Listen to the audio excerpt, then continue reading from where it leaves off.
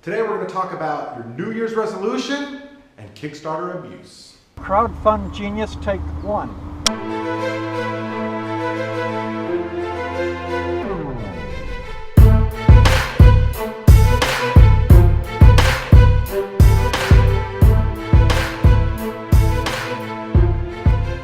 Welcome back to another episode and another new year with Crowdfund Genius. It is 2016, so we're going to ask at the end, save it for the end, what is your New Year's resolution? I couldn't wait till the end to ask that, so make sure you're posting it down in the comments. What is your New Year's resolution?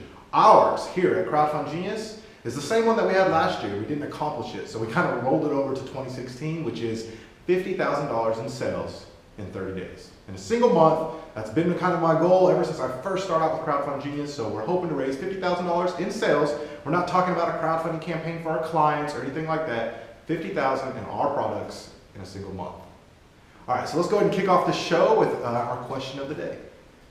At Elliot of Ages asked via Reddit, does Kickstarter have the potential for being abused?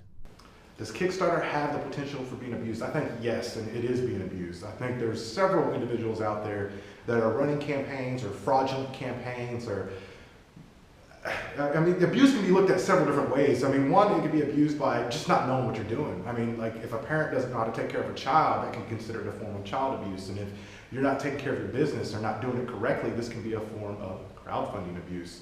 Keeping that word, trademarking it, Brandon, make sure you look that up and trademark crowdfunding abuse. That is going to be a new word here.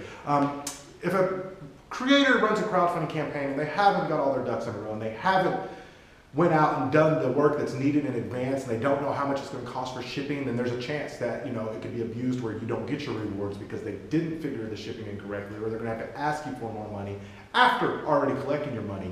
It's also being abused by scammers. There's scammers out there that are running fraudulent crowdfunding campaigns. They're coming up with really, really niche campaigns or really out of the bubble type of campaigns, and they're running these tech campaigns. You may have seen them before, or maybe it's another wallet, or maybe it's a small electronic device that they probably didn't do the due diligence, or maybe it's just impossible to make this device for that price, or they thought they could do it originally.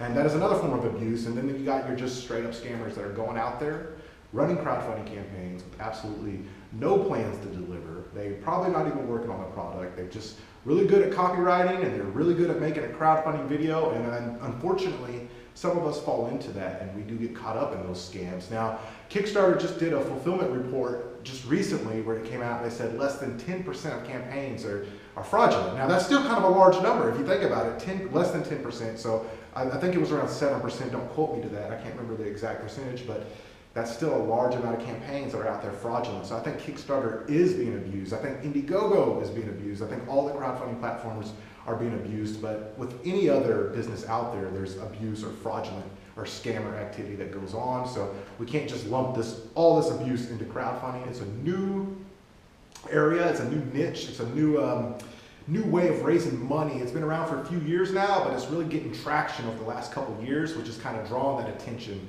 of those scammers. So to answer your question, yes, Kickstarter and crowdfunding can be abused. That's all we have. Again, make sure in the comment section you let me know what your New Year's resolution is.